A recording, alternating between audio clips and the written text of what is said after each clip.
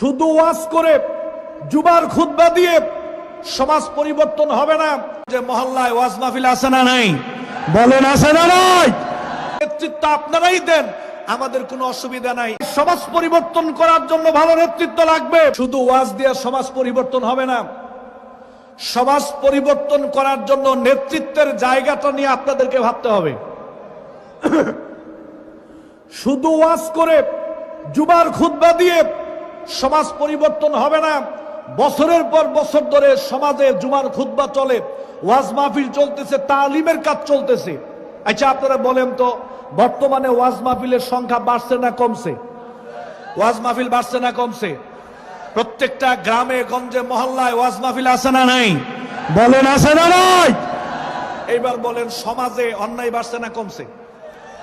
নেশাখোর বাড়ছে না কমছে? জেনাখোর বাড়ছে না কমছে? গান বাজনা বাড়ছে না কমছে?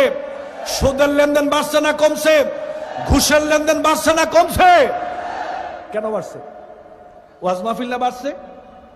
জুমার খুতবা না বাড়ছে? তালিমের কাজ না বাড়ছে? মসজিদ মাদ্রাসা না বাড়ছে? তো অন্যায় বাড়লো কেন? বাড়লো কেন?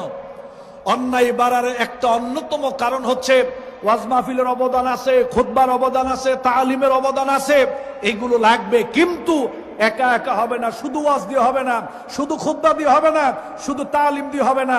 ওয়াজ মাহফিল, জুমার খুতবা, তালিম, এটার পাশাপাশি নেতৃত্বের জায়গাটা নিয়ে ভাবার দরকার আছে না নাই? বলেন দরকার আছে না নাই? যারা নেতৃত্ব দিচ্ছে আমরা তাদেরকে বলবো, নেতৃত্ব আপনারাই দেন, আমাদের কোনো অসুবিধা নাই। তবে আপনি ভালো মানুষ হয়ে যান, আপনি ইসলামের পক্ষে চলে আসেন, ঠিক কিনা বলেন? আর যদি আপনি ভালো মানুষ না হন, ইসলামের পক্ষে যদি আপনি চলে না আসেন, আপনি সরে যান, ওই জায়গায় আমরা ভালো মানুষকে বসাতে চাই। আমরা চাই সমাজ পরিবর্তন করার জন্য ভালো নেতৃত্ব লাগবে।